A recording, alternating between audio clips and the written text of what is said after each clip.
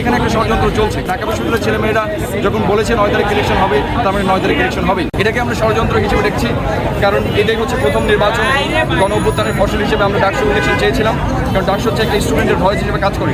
আমি বারবারই বলে এসেছি যে এখানে যতগুলো ছাত্র সংগঠন রয়েছে তাদের অলরেডি পাওয়ারফুল তারা, কিন্তু ঢাকা বিশ্ববিদ্যালয়ের সাধারণ শিক্ষার্থীদের একমাত্র ভয়েস হচ্ছে ডাকসু।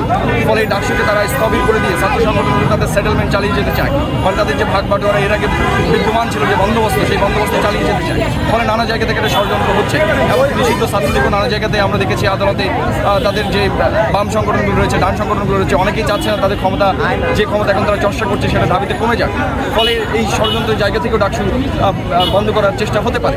তবে হতে পারে বলেছি, কারা কি করছে এটা এখন স্পষ্টভাবে জানা যাচ্ছে না। তবে যেটাই হোক না কেন, ঢাকা বিশ্ববিদ্যালয়ের শিক্ষার্থীরা যদি আন্দোলন করে এবং তারা চায় 9 তারিখে ডাকসু হোক, এবং ঢাকা বিশ্ববিদ্যালয়ের ছাত্ররা আজ পর্যন্ত যতগুলো আন্দোলন করেছে কোনো আন্দোলন ব্যর্থ হয় নাই।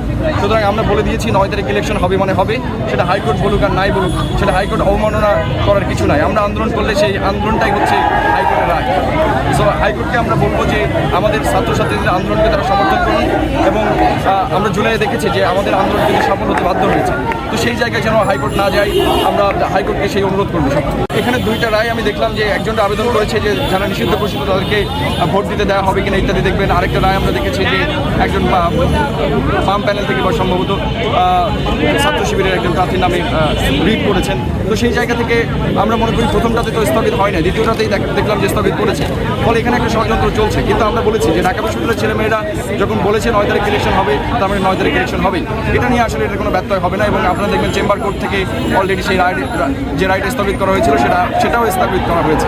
ফলে আমরা আশা করছি যে 9 তারিখ ইলেকশন হবে।